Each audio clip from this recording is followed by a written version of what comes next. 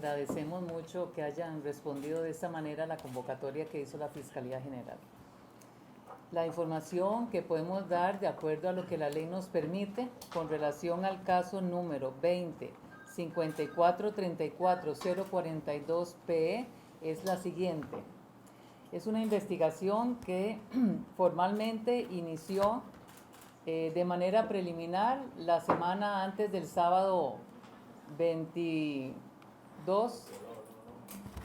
de febrero del presente año. El número se le asignó de acuerdo a las 4 denuncias que ciudadanos y ciudadanas pusieron en la Fiscalía General. Se investiga a Carlos Alvarado Quesada, actual presidente de la República de Costa Rica, desde el 8 de mayo del año 2018. A Víctor Morales Mora, actual ministro de la Presidencia de Costa Rica. A Luis Daniel Soto Castro, ministro de Planificación Nacional y Política Exterior. A ellos se les atribuye el delito de prevaricato regulado en el artículo 357 del Código Penal. De acuerdo a este numeral, el prevaricato consiste en que un funcionario o funcionaria pública, judicial o administrativo competente para dictar resoluciones dicte una resolución contraria a la ley y que se fundamente en hechos falsos. También se investiga a las siguientes personas: Alejandro Ismael Madrigal Rivas, asesor de datos de Presidencia; Andrés Villalobos, asesor de datos de Presidencia; Diego Fernández Montero, asesor de datos de Presidencia; Luis Eduardo Salazar Muñoz, asesor de Presidencia; Felly Salas Hernández, jefa de despacho de Presidencia. A ellos se les atribuye el presunto delito de abuso de autoridad que regula el artículo 338 del Código Penal. Este delito sanciona a quien, en ejercicio de su cargo como funcionario público, conociendo la ilegalidad de lo que ordena o bien la arbitrariedad del acto que comete en perjuicio de los derechos de un individuo. También se les atribuye el delito que prevé el artículo 196 bis, que es violación de datos personales. Quien en beneficio propio o de un tercero, con peligro o daño para la intimidad o privacidad y sin la autorización del titular de los datos, se apodere, modifique, interfiera, accede, copia, transmita, publique, difunda, recopile, inutilice, intercepte, retenga, venda, compre, desvíe para un fin distinto para el que fueron recolectados o dé un tratamiento no autorizado a las imágenes o datos de una persona física o jurídica almacenados en sistemas o redes informáticas o telemáticas o en contenedores electrónicos, ópticos o magnéticos. Los puntos del allanamiento fueron la Casa Presidencial, propiamente el despacho del presidente de la República, don Carlos Alvarado Quesada, el despacho del ministro de la Presidencia, don Víctor Morales Mora, la Dirección General y propiamente los recintos de Alejandro Madrigal, Andrés Villalobos, Diego Fernández, la oficina de la jefa de despacho Felly Salas y la oficina de Luis Salazar. El Ministerio de Planificación Nacional y de Política Económica, propiamente la oficina del viceministro Luis Daniel Soto Castro. La Casa de Habitación de Alejandro Madrigal, Andrés Villalobos, Luis Eduardo Salazar.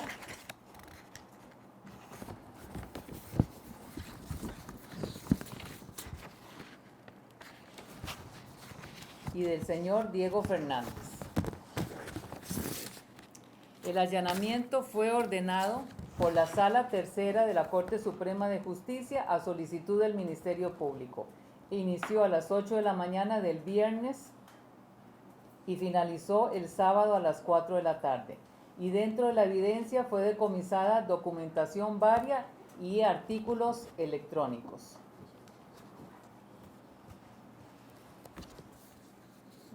Iniciamos con las preguntas. Cristian Fallas, de Repetel. Mira, la pregunta sobre los teléfonos celulares del señor presidente y del ministro, pero en este caso, ¿cómo fue el procedimiento? ¿Quién fue el que autorizó? Tienen que ser los magistrados, usted podía tener esa potestad, ¿y cómo fue ese decomiso de los aparatos electrónicos personales? Cuando se hizo la solicitud de esta diligencia ante la Sala Tercera, iba incluida el decomiso de todos los dispositivos electrónicos, incluyendo teléfonos celulares. Personal y de trabajo, fueron dos al señor presidente. Al señor presidente, el personal y el de trabajo. Y el del ministro también. Entonces, en ese caso. El señor ministro solo uno porque dice que solo ese utiliza. Andrés Ortiz, Canal 13. Buenos días, doña Emilia. Usted nos puede aclarar, se habló de 4 denuncias. Sí. Inicialmente vayan 3, y si esa última cuándo se presentó.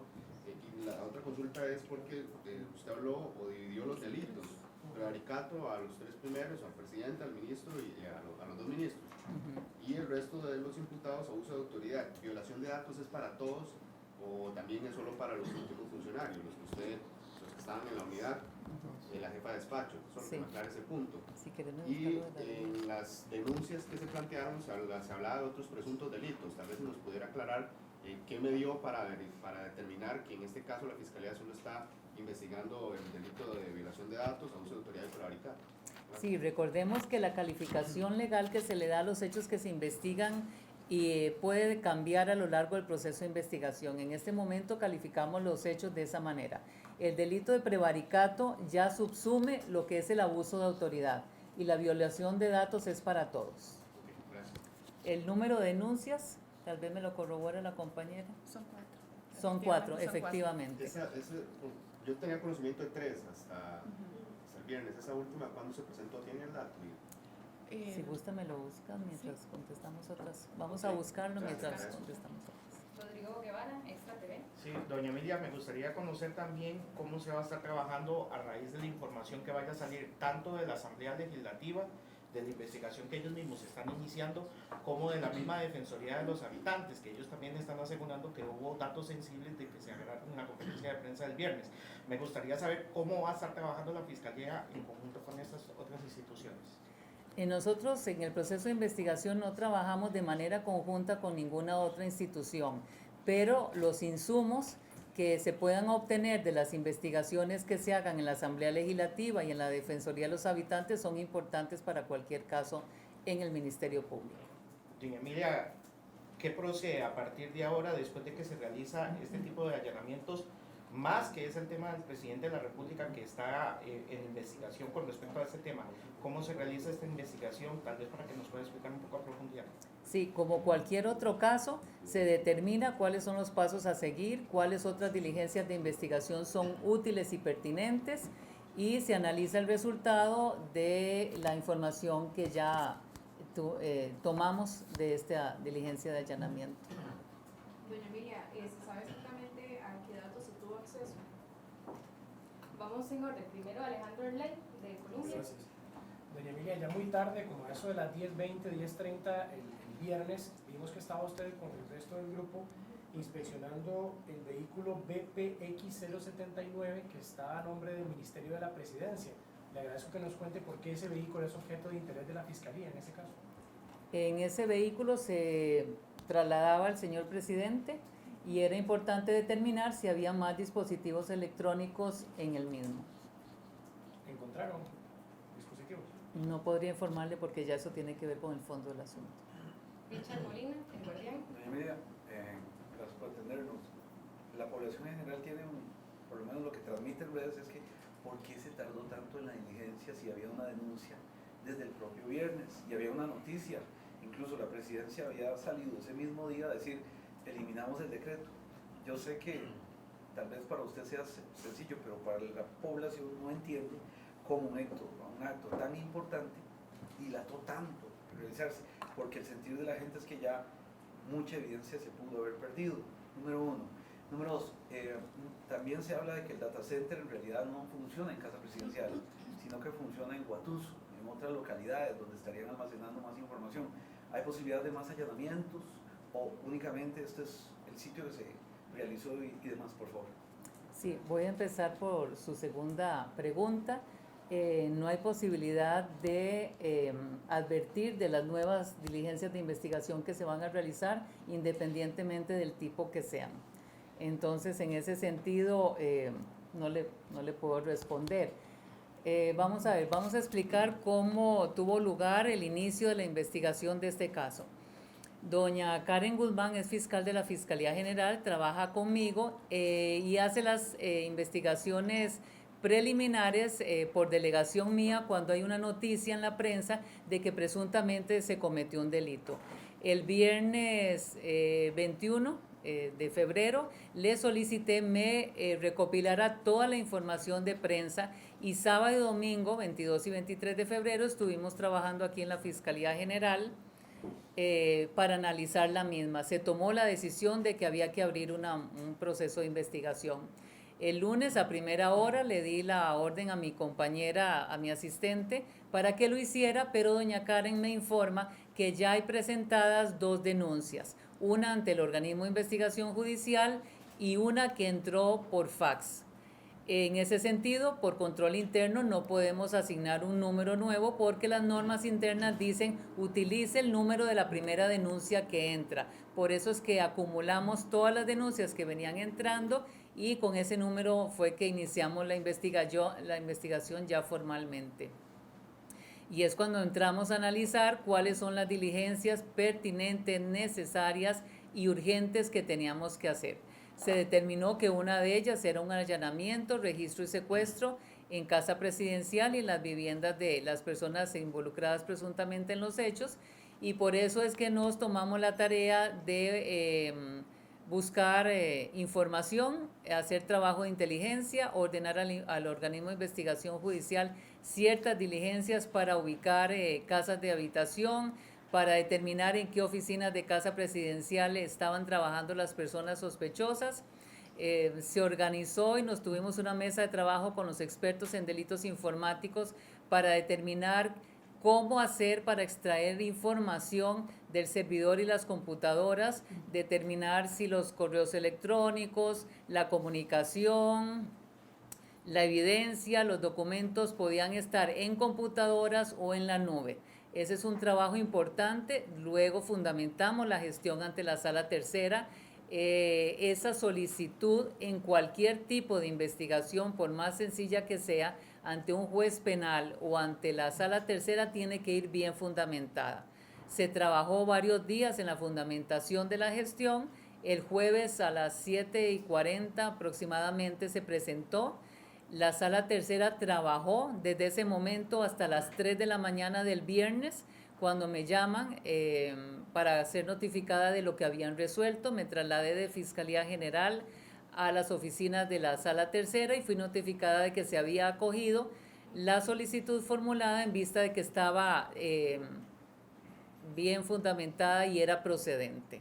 Entonces, a partir de las 3 de la mañana nos organizamos con la parte logística, que era la policía y el resto de fiscales que se necesitaban para hacer el resto de la diligencia. Doña Emilia, no, en un proceso ordinario, mucha gente en un evento los traen de una vez a declarar, porque evidentemente hay un hecho noticioso, es muy grave lo que pasa. ¿Por qué no se trajo a nadie a una indagatoria? ¿No consideraban necesario y oportuno? Porque uno se pregunta, bueno, ¿por qué no le tomaron declaración? Como en muchos casos ocurre, inmediatamente se trae a una persona como reo y lo indagan. ¿Qué pasó ahí? 2 situaciones. En primer lugar, este es un caso en el que hay personas de los supremos poderes y eso significa que tienen un fuero y que únicamente pueden ser indagadas cuando toda la investigación haya terminado, se haya formulado una acusación y se haya remitido el caso a la Asamblea Legislativa para que el fuero sea levantado. Contra esas personas no se puede ordenar no se les puede pedir que rindan declaración ni se puede hacer una declaración indagatoria porque tienen el fuero. Con respecto a las otras personas, también hay que meditar en relación a la necesidad y al momento procesal idóneo. Indagar a una persona significa que yo le informo de cuáles hechos está siendo investigada y cuál es la prueba que tengo que me permite arribar a la probabilidad de que los hechos acontecieron y que ellos son responsables. Y eso significa que ya tengo que tener avanzada la investigación para poder hacer esa intimación de cargos. En este momento, esta es una primera diligencia que se hizo. Hay que analizar la evidencia que se recopiló, hay que realizar otras diligencias para buscar más evidencia, y eso significa que cuando yo llame a alguna de estas personas sin fuero para ser indagada voy a tener en mis manos toda la prueba que me permite intimarlo de hechos como los que se están investigando. Cristina Hidalgo, AmeliaRadio.com. Doña Emilia, son varias consultas. ¿Se puede saber cuántos celulares y cuántas computadoras decomisaron entre viernes y sábado? Después, ¿les preocupa que al haberse borrado algún documento se complique o algún archivo se complique la investigación? ¿Existe alguna posibilidad legal de que el presidente y el ministro recuperen sus celulares o es hasta el final de la investigación? Y por parte de la Fiscalía, ¿esta se hará con prioridad o es una investigación más que se suma, digamos, a las muchas que tienen pendientes? Y la última consulta, ¿el operativo para ustedes se dio con normalidad? ¿Hubo resistencia? ¿Cómo se dio, digamos, el ambiente de lo que fue llegar pues, a la Casa Presidencial a hacer ese tipo de diligencias judiciales? El operativo fue exitoso, se realizó con respeto por parte de todas las partes que trabajaron en el mismo. Hablo tanto de la Policía Judicial, del Ministerio Público, de la Sala Tercera de la Corte Suprema de Justicia y también de todos los funcionarios y funcionarias que estaban en los diferentes puntos que se allanaron. No hay ninguna evidencia hoy día de que se haya eliminado información de las computadoras o dispositivos electrónicos que tenemos secuestrados. Eso se va a determinar en el momento en que se haga el respaldo formal, la apertura de la evidencia y se nos dé la información por parte de la sección de delitos informáticos del OIJ. Entonces no hay que hacer por ahora ese tipo de afirmaciones porque nada apunta a que efectivamente se haya desaparecido, intentado borrar o borrado. Pero lo importante es que esos rastros también quedan en caso de que se haya hecho. No puedo decirle el número exacto de cuántos dispositivos electrónicos se decomisaron. Puedo confirmar si ustedes me dicen que ya saben de unos u otros que se secuestraron, pero no puedo decir el número exacto porque eso también tiene que ver con el fondo del asunto. No sé, me queda una pregunta, Sí, ¿verdad? ¿se va a manejar el caso con prioridad o es uno más de los muchos que se tienen acumulados? Sí, se va a manejar con prioridad, pero por una razón exclusiva, que los delitos que se están investigando están sancionados con penas de prisión de 3 años. Y eso significa que el plazo de la prescripción es muy corto. Tenemos poco tiempo para trabajar la investigación, traer la prueba y tomar una decisión. ¿Cuánto tiempo se tiene para que no prescriban? 3 años. Esos 3 años. ¿Y Sí. el presidente y el ministro pueden recuperar sus celulares antes o hasta que termine la investigación? En el momento en que se extraiga la información y ya no sean necesarios para la investigación, se devuelven. Sí se puede confirmar al menos una computadora y un celular por cada uno de estos 8 implicados, digamos. Voy a confirmar lo que ustedes ya han publicado, que son el teléfono personal y el teléfono de trabajo del señor presidente y una computadora que tenía en su despacho, el teléfono que usa el señor Víctor Morales y 2 computadoras en su despacho. Y de los otros implicados, al menos un teléfono y una computadora. Exactamente. Melissa Jerez, AMB Prensa. Gracias, buenos días, doña Emilia. Pues muy ligado a la consulta anterior, pues porque hay diputados y hay personas, figuras de líderes de opinión en Costa Rica, incluso ciudadanos que dicen que seguramente se borró información o prueba y demás.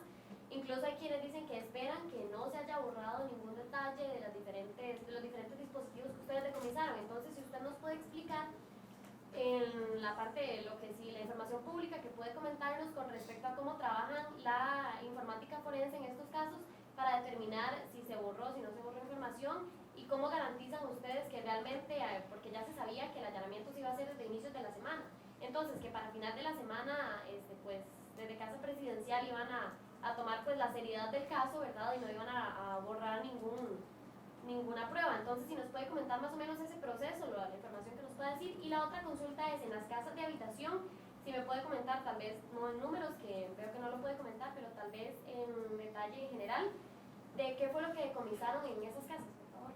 Sí, con mucho gusto. Voy a pedirle al licenciado Miranda que hable de los aspectos técnicos, pero nada más quiero decirle que esas afirmaciones de que desde el lunes se sabe que se van a allanar eran presunciones, porque ni el Ministerio Público ni la Sala Tercera informaron nunca, antes de llegar a Casa Presidencial, del operativo.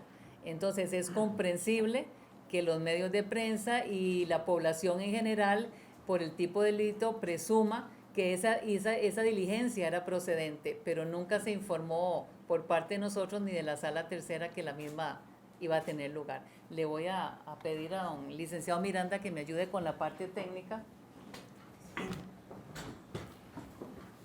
¿Su nombre es? José Pablo Miranda. Buenos días, muchas gracias. Con respecto a la pregunta que realiza propiamente a la forencia digital, es importante señalar que el organismo de investigación judicial cuenta con expertos en esta rama que nos acompañaron a todos los puntos del allanamiento. En todos y cada uno de los puntos contábamos con varios de estos profesionales que en el caso de tener acceso directamente a los servidores o a las computadoras hicieron los respaldos respectivos. Inclusive en el primer punto, Casa Presidencial, pudieron conectarse directamente al servidor donde pudieron recuperar información no solo de las computadoras, sino de los respaldos que habían de estas computadoras que eran pues respaldados, valga la redundancia, en el mismo servidor de Casa Presidencial.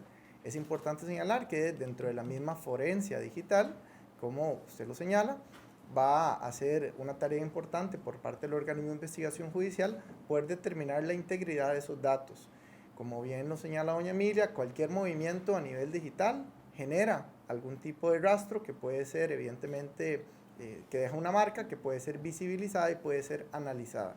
Eso quiere decir que si logramos determinar que se eliminó algún tipo de elemento, tenemos también los respaldos que se hicieron dentro del mismo servidor, que son respaldos que se hacen muchas veces de manera automática o a veces de manera manual, que pueden concordar o no con los datos que manejan las computadoras, tanto personales como de trabajo que se encontraron en los equipos. Entonces tenemos bastante material informático para analizar y bastantes fuentes de información para cruzar, para determinar si, primero, mantienen coherencia de datos entre todas, o en unas hay más datos o menos datos en otras, logrando así pues determinar de una manera más amplia, más general y pues con una ciencia forense informática mucho más exacta, si se borraron datos o no. Además de eso, tenemos otras fuentes de información que podrían venir a corroborar si existen o no los datos, como las solicitudes que también logramos sustraer y secuestrar de información a terceras entidades públicas de información. Mucho gusto. La otra consulta, la segunda que le había hecho doña Emilia, no sé cuál de los dos me los puede responder, pero la parte del decomiso que se realizó, o si se hicieron más bien decomisos en las casas de habitación de ese mismo día, igual en el allanamiento de Casa Presidencial. Confirmo, ¿no? Sí, confirmamos que sí, se realizaron decomisos de aparatos electrónicos en las viviendas. Computadoras, celulares. Aparatos electrónicos varios. Sofía Chinchilla, La Nación. Gracias. Buenos días, doña Emilia, señores fiscales ambos. Siempre con el tema de los dispositivos digitales, en específico los del señor presidente, quisiera saber si para el proceso de extracción de información por tratarse del jefe de Estado se sigue algún procedimiento en particular, si está vigilado o realizado por funcionarios del más alto nivel que pueden hacer esto. Y también quisiera pedirles que nos contaran, fue un allanamiento bastante extenso en los diferentes lugares que se intervinieron, si nos pudieran describir por qué fue que se requirieron tantas horas para allanar los distintos puntos.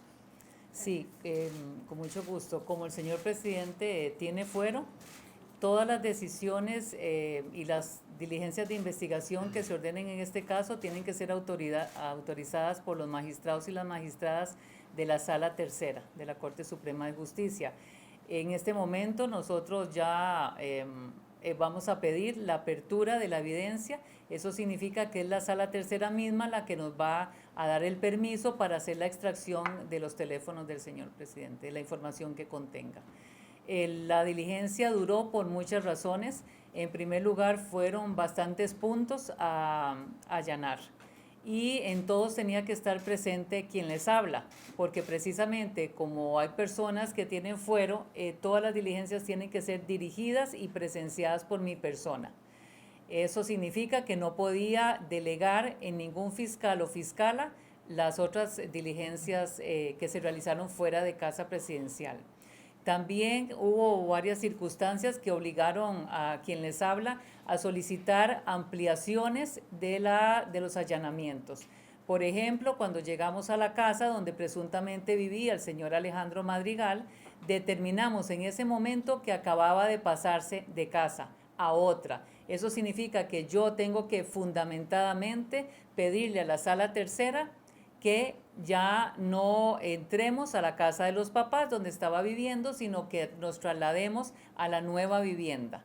Eso significa hacer la gestión, que los señores magistrados y señoras magistradas deliberen a solas y que hagan una ampliación de la resolución y me la notifiquen, y que se coordine que todo el equipo que estaba en la casa de los papás del señor Madrigal se traslade a la casa donde efectivamente había empezado a vivir un par de días antes. Y así fue con varias circunstancias que iban teniendo lugar durante toda la diligencia de allanamiento. Doña Emilia, entiendo que ya están haciendo la solicitud de apertura de la evidencia. Ya el proceso propiamente de la extracción, cuando se estén manipulando los dispositivos, ¿usted tiene que estar presente también o no es necesario? Así es, efectivamente, lo que vaya a durar la extracción, el respaldo de esa información, tengo que estar presente. Por ejemplo, el próximo viernes, en uno de los casos de investigación que tengo señalado de 8 de la mañana a horas de la noche la extracción de información de unos dispositivos celulares. Esto significa que en este caso tengo que estar presente en todo el respaldo que se haga de cada uno de los dispositivos electrónicos que se decomisó. Por último, doña Emilia, durante todas las horas que se extendió el allanamiento, por ser personas, por supuesto, los que realizan esta intervención, ¿hicieron alguna pausa para trabajar o se realizó corrido, digamos, hasta que se terminó? No, lo hicimos corrido. Lógicamente, por parte del Ministerio Público tuvimos relevos, pero en su gran mayoría el grupo de fiscales que inició terminó conmigo el sábado en horas de la tarde.